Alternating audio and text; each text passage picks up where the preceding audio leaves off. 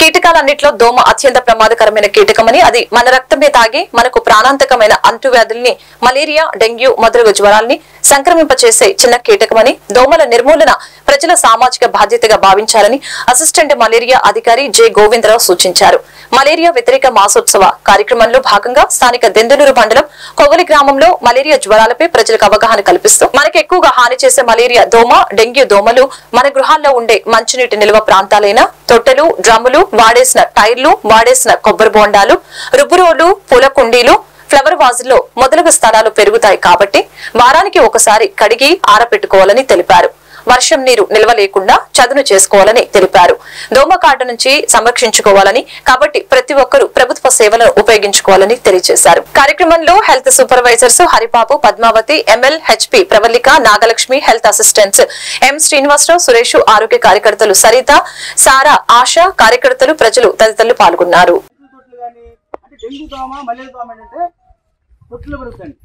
కొబ్బరి బొండలు పెరుగుతుందండి, వాడేసి టైర్లో పెరుగుతుందండి, పైన మొత్తం వాటర్ ట్యాంక్లో పెరుగుతుంది, ఫ్రిడ్జ్ ఉంటుంది, ఫ్రిడ్జ్లో దాని వెనక ఒక బాక్స్ ఉంటుందండి, చూసారా వెనక బాక్స్ వాటర్ వస్తుంటుంది, అది పెద్ద పట్టించుకోం, అక్కడ డెంగ్యూ దోమ, మలేరియా దోమ అక్కడ పిల్లలు పడుతుంది.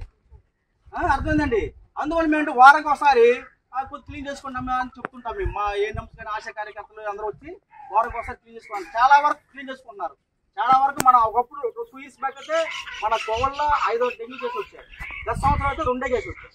ఎందువల్ల ప్రజల్లో చాలా అవగాహన పెరిగింది కాబట్టి అందరూ కూడా చాలా నీట్గా ఉంచుకుంటున్నారు. తొట్లు కానీ పరిసర ప్రాంతాలన్నీ కూడా ఉంచుకుంటారు.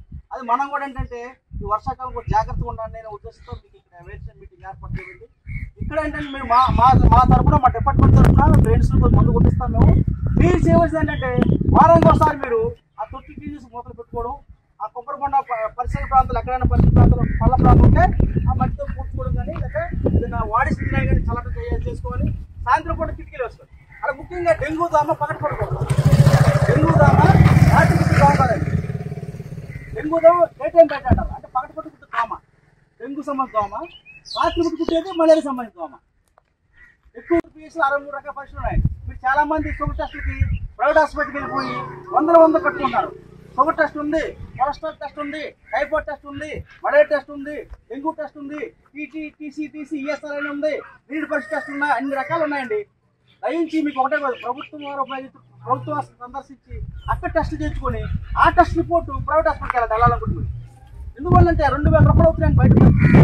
ప్రభుత్వ సేవలు ఉపయోగించుకోండి. మీకు అక్కడ ల్యాబ్ టెక్నీషియన్ ఉన్నాడు, చాలా టెస్టులు ఉన్నాయి. మీకు ఎవరికైనా షుగర్ కానీ, బీపీ కానీ, కొలెస్ట్రాల్ కానీ, టైఫాయిడ్ కానీ, మలేరియా కానీ ఏదన్నా అక్కడికి వెళ్ళి చూసుకుంటామ్మా. జ్వరం వస్తే మాత్రం ఆశించవద్దు. ఆ సలహా ఉంటాయి. మాత్రం జ్వరం ఉంటే మాత్రం వెంటనే మన ఏఎన్ఎం గారు ఉన్నారు, ఆశా గారు ఉన్నారు, వెంటనే చేస్తే ఆ సెంటర్ తీసుకెళ్ళి మిమ్మల్ని అక్కడికి కూడా తీసుకెళ్ళరు. అక్కడ హెల్త్ అండ్ వెల్నెస్ సెంటర్ ఉంది, అక్కడ తీసుకెళ్ళి పరీక్షలు కూడా చేసి నిర్ధారణ చేసే అవసరం ఉంటే మేము ముందు ఇస్తాం. లేదంటే బాబు ప్రైవేట్ హాస్పిటల్ అని చెప్తాం. మేము ప్రైవేట్ హాస్పిటల్ సర్వీస్ మీరందరూ తగ్గించుకొని ప్రభుత్వ హాస్పిటల్ సర్వీస్ ఉపయోగించి కోరుతున్నాను మీకు అందరికీ. ముఖ్యంగా మీరు చెప్పేదంటే మలేరియా వ్యతిరేక మాస సందర్భంగా ఏంటంటే మలేరియా జ్వరం సంబంధించి అవగాహన కలిగి ఉంటారు. మలేరియా అంటే అనాఫిలిస్ దోమ వల్ల కుడుతుంది, కుట్టడం వల్ల వస్తుంది మనకి. అది మంచినీటి ప్రాంతం పెరుగుతుంది. ఒకటి మలేరియా జ్వరం లక్షణం